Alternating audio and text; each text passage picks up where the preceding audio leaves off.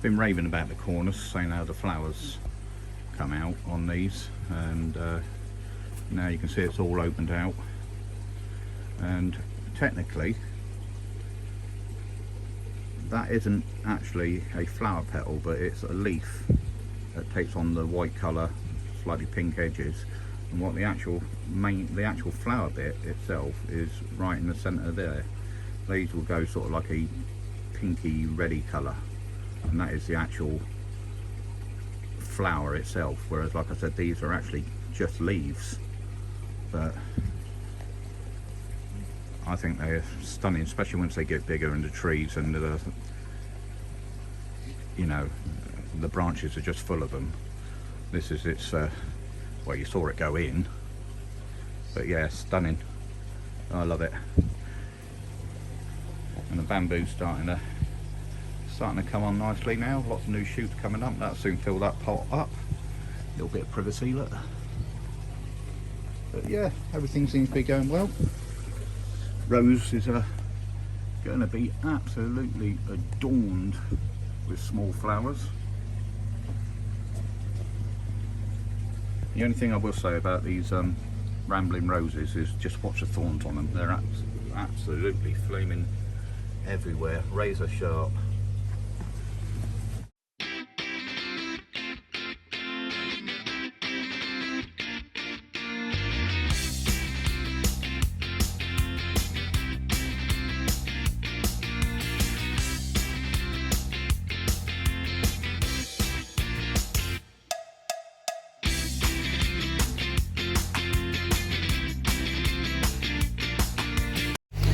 Oh, hi everybody, how you doing?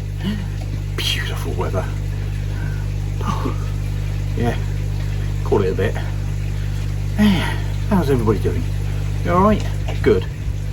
Anyway, got the spawning ropes in, so I'll show you that in a minute. Hopefully, the two that I think are egg bound might get in the mood now and start giving off the signals that they're ready to drop their eggs, and the males in the pond will follow suit. Not that I'm hoping to sort of like rear the eggs, you know, hatch the eggs and rear the fry.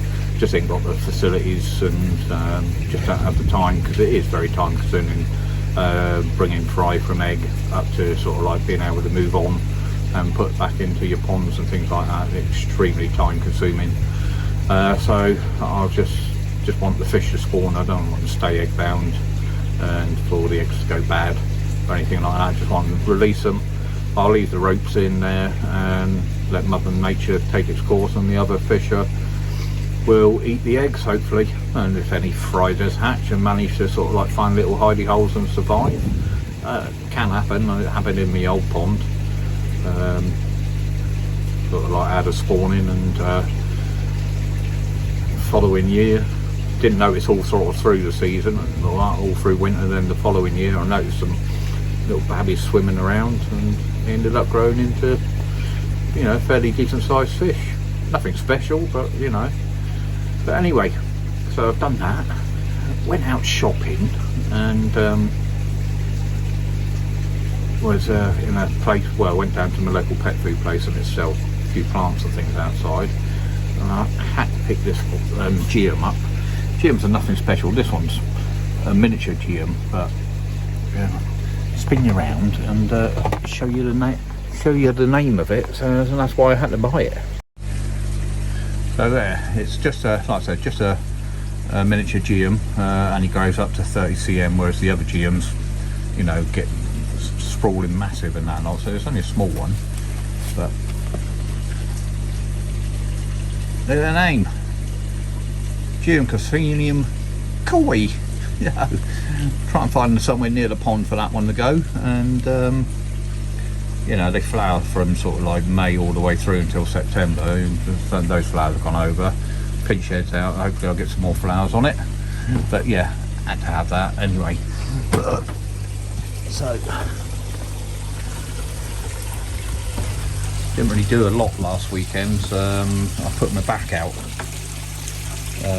hellish backache. I feel for you people who sort of like suffer from backache all the time. But yeah, I was in agony. Had to go to work still, but yeah, a lot better than what it was now. Just pulled a muscle or something down both sides. But yeah, so those are spawning ropes. Yeah, it's fun fitting them, having a round pond. 2 metre spawning ropes, 2 off there. First the coil freaked out by them.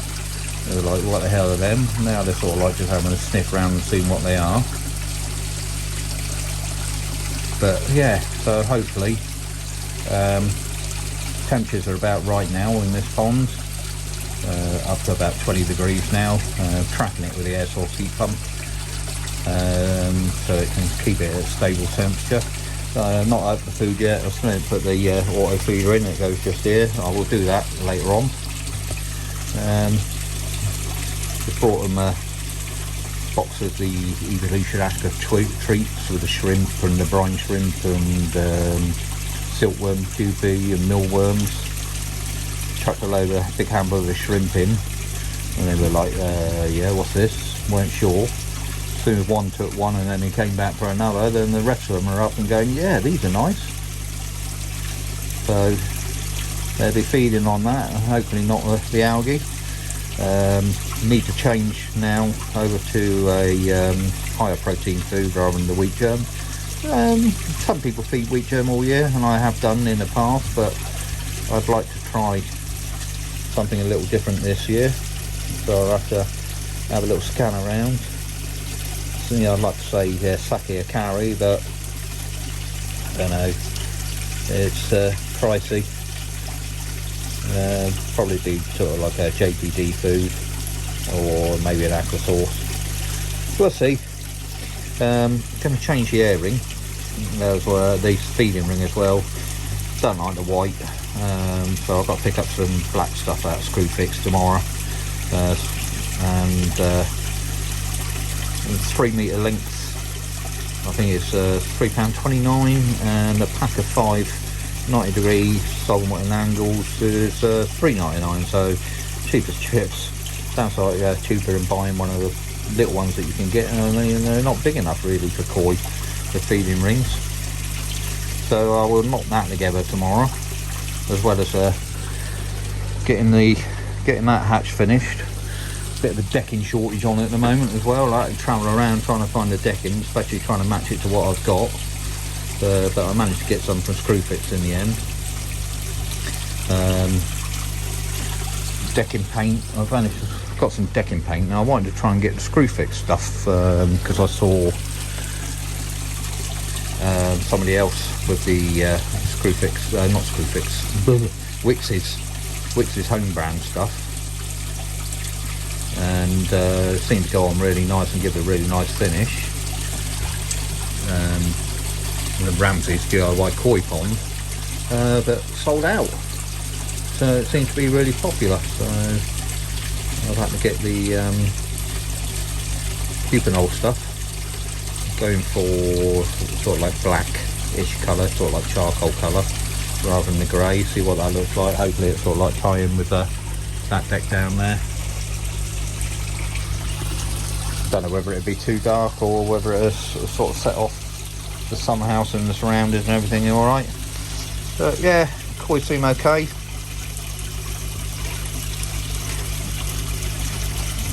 Like I said, hanging around for food. I'm not sure they're liking the aqua sauce wheat germ though. Not really, they don't seem to be smashing that, but if I put something different in, you know, they're all over it. So perhaps it's them who's telling me it's time for a change. Time for something with a bit more protein in. Like I said, especially with the temperatures.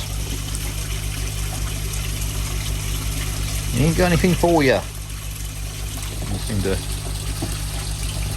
be having a little snifters around the ropes there, getting used to them.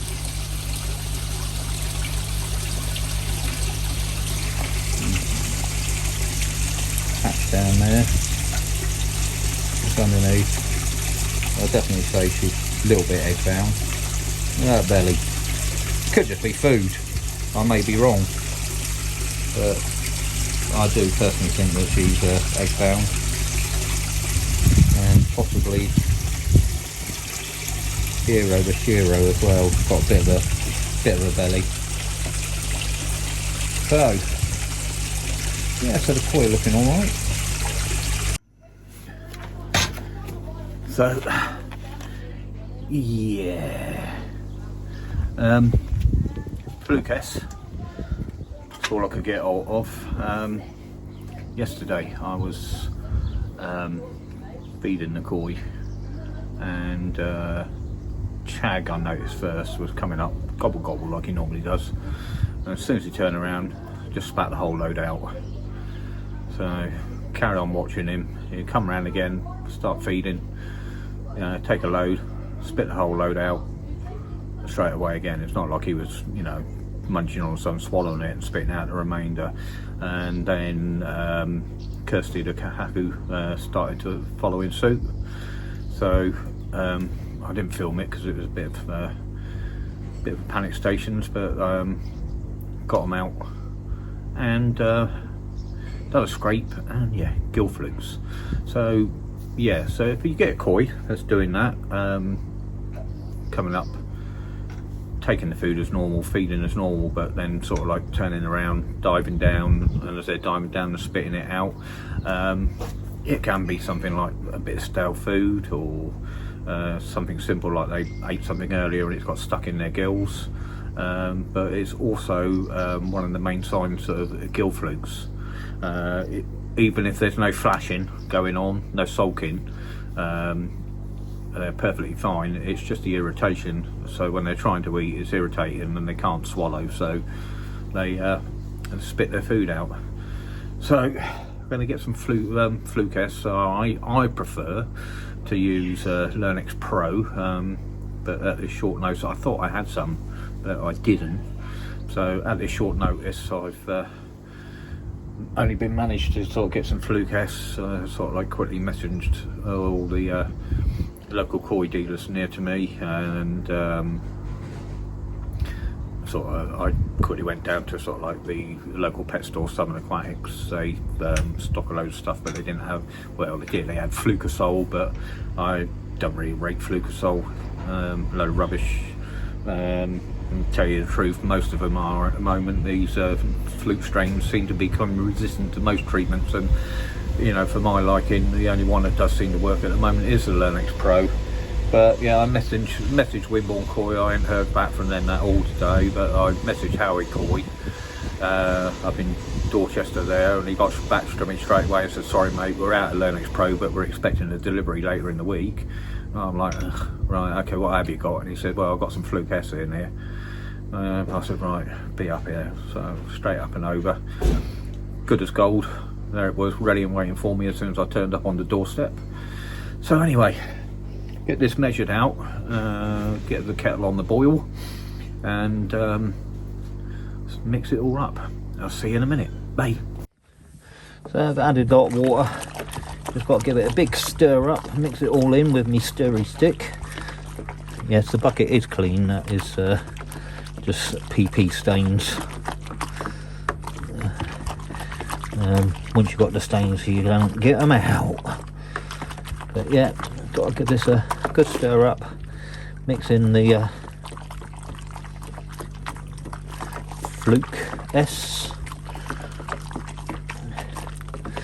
Hopefully this will knock them back enough until I can get some Learnex.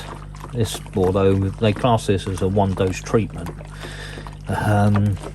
which technically isn't correct, because no fluke treatment really is a one fluke treatment, not when you're talking about gill flukes.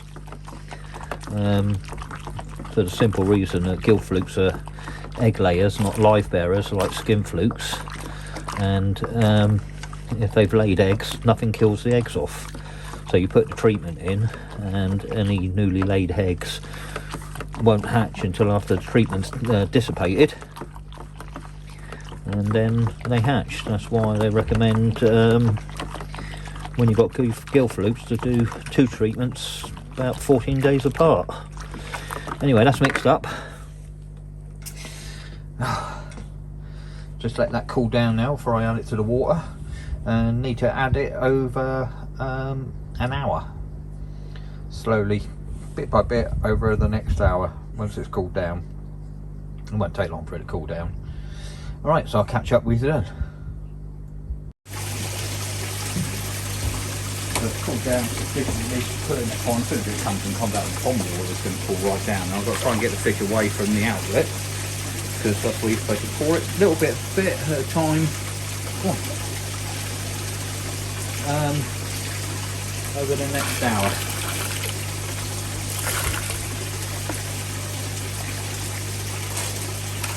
So that'll do. Give it 5-10 minutes or so, and pour a bit more in. You've got to keep stirring it all the time while it's sort of sat.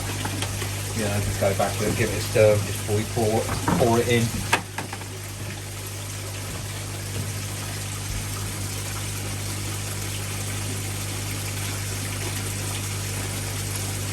I need to check actually about the air source heat pump. First treatment has gone in since I've had the air source heat pump. I'm not sure if we were supposed to bypass the heat pumps or not. So I'll get back to you on that one. So back again. So just a quick scan on the internet and couldn't find anything about that. So when treating your pond, obviously because you've got various treatments you can do you bypass your air source heat pump? Do you totally shut it off and separate it or not? But there again, I suppose, you know, you're trying to get rid of all the creepy crawlies, so that probably includes the pipe work in there as well. But I didn't know whether certain treatments would mess up the workings of the air source heat pump, but who knows? Anyway, another couple of minutes and I'll chuck a bit more of the Fluke S in there. Like I said, just gave it to him and it don't seem to be doing anything to the fish. First time I've used Fluke S. I've used Fluke M before, but not used Fluke S. And like I said, I'm a massive Learnex Pro fan. That's the only thing that seems to work for me. But yeah, like I said, it's Chag and Kirsty the Kahaku that seem to be the ones that are spitting out the food. That doesn't mean the others aren't infected. I did just scrape those two and that was enough for me. What's that hanging down there? Yeah. But yeah, so that was enough for me to get the treatment. And she did start sort of knocking herself on the side just a little while ago, Kirsty. So, and like I said, I've done a scrape and I think on Kirsty just within the first sort of like pass I saw about sort of like 4 flukes, and definitely Gill flukes, got the little black eyes in there. But yeah, get a bit more of the fluke treatment in. Oh, actually, I'm starting to act a bit. Oh yeah, yeah, there you go, look.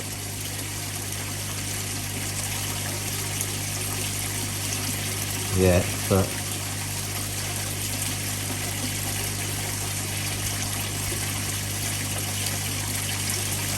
and that was just a little bit of the dose, so hopefully it's doing its job and annoying the hell out of the flukes and killing them off. I mean, I could have done a dose of C2 just to knock the slime coat back a bit, but I didn't really want to knock the filters. And like I said, this is just sort of like a, well, if it clears them all, it clears them all, and I'll big up Fluke S, but this is just to tide me over until I can get some Learnex Pro. But anyway, I had a bit more in.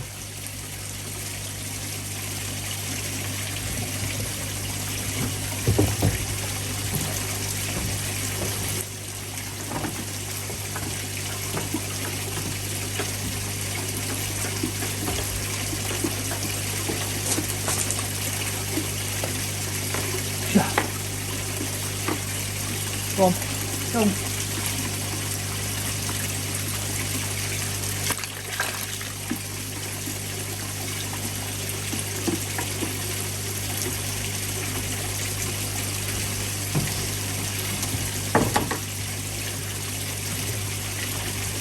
little by little.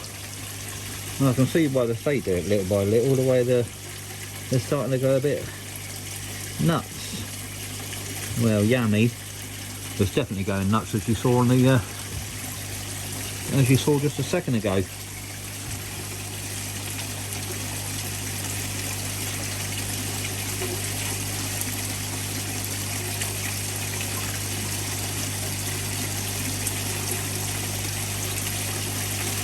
But Kirsty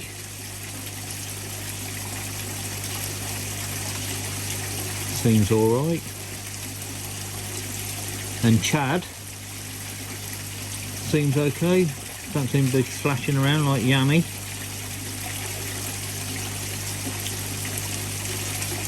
I've got the air turned up a bit more than what I normally have it as well, just to be on the safe side. Spawning brushes I've probably took out.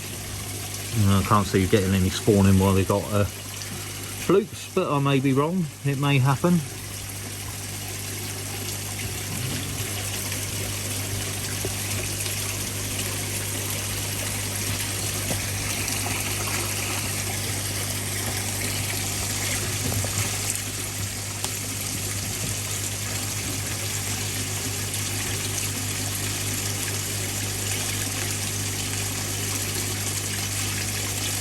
Anyway, catch you in a minute.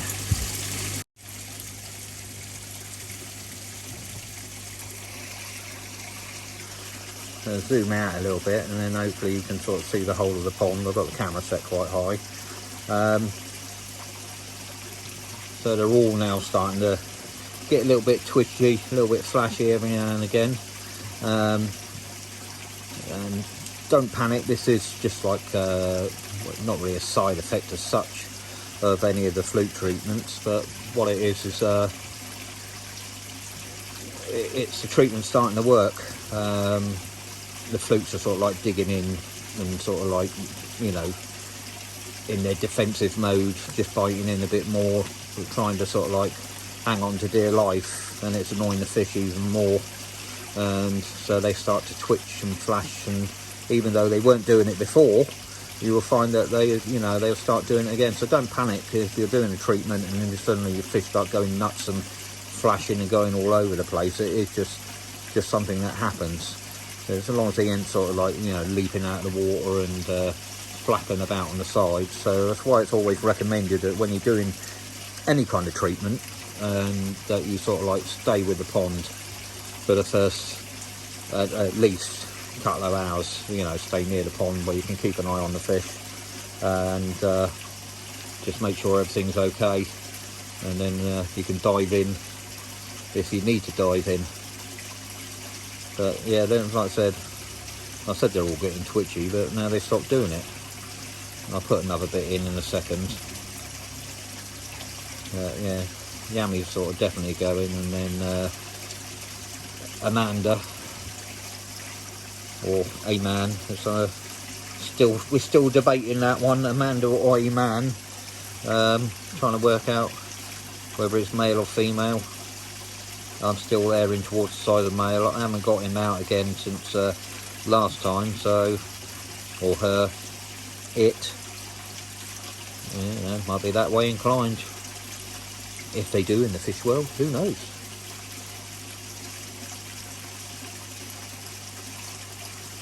But yeah, anyway, I'll get back to you when I'm adding the last of the treatment.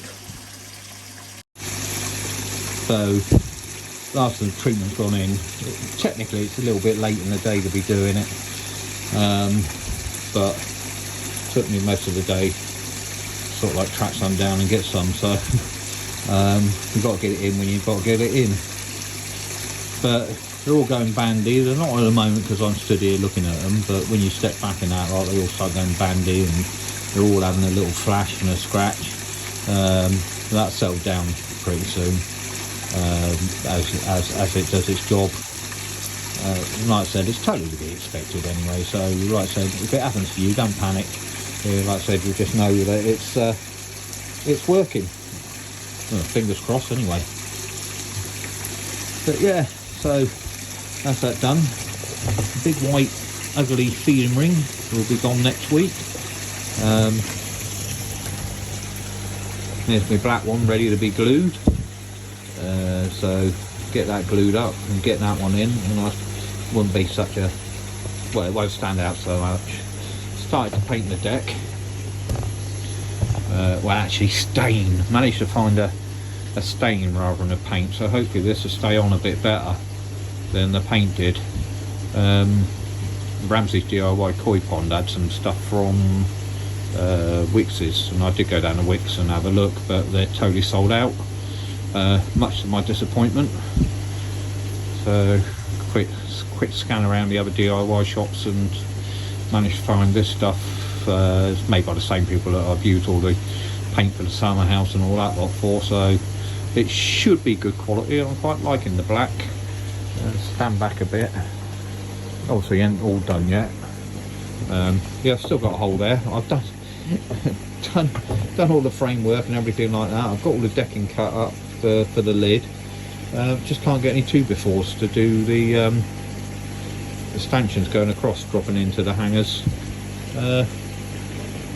You know, we've had concrete shortage, we've had a block shortage, and apparently now there's a timber shortage because all our American friends are buying as much European timber as they can possibly lay their hands on at the moment, driving the prices up, and it's leaving a bit of shortage. And I believe everything that's available is going to HS2 for some reason, the government has declared. But anyway, yeah, so set the camera like that. There you go. So that's what it's going to look like when it's finished. And I think sort of like when you step back, once it's all done, the black actually, well, it loses the deck, if you know what I mean. It doesn't look so big. It sort of like makes it just blend in. So yeah, quite happy with that.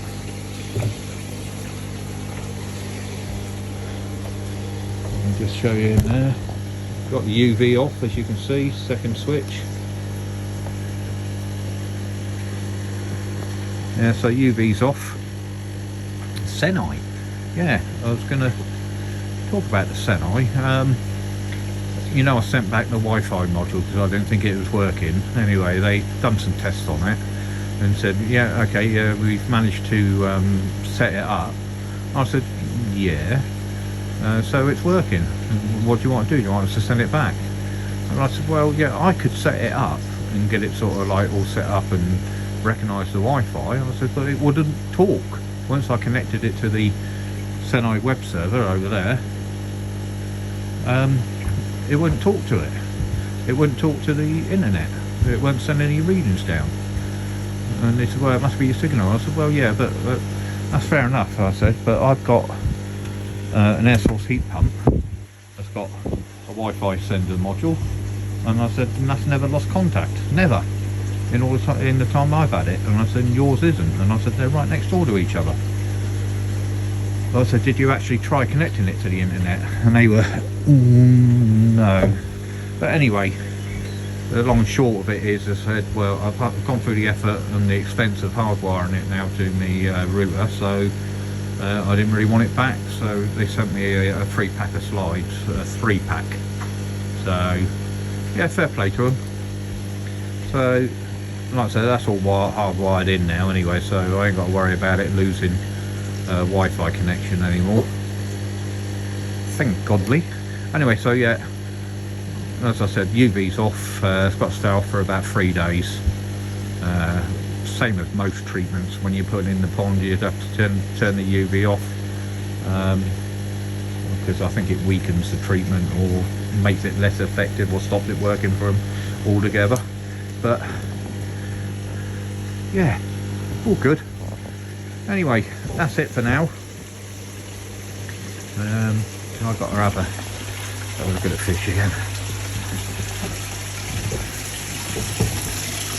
I've got to have a shower and get myself ready for Betty Boys.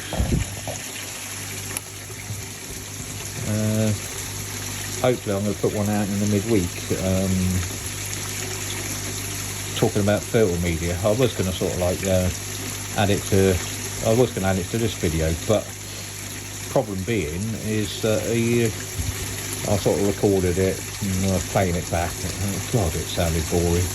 Because I was using all the technical speak and everything like that, but gonna have a play around with my notes and try and simplify it a bit, and if I get it sounding interesting, I'll get it back to you. And I'll get one released midweek or something like that. Alright guys, well, that's it for now.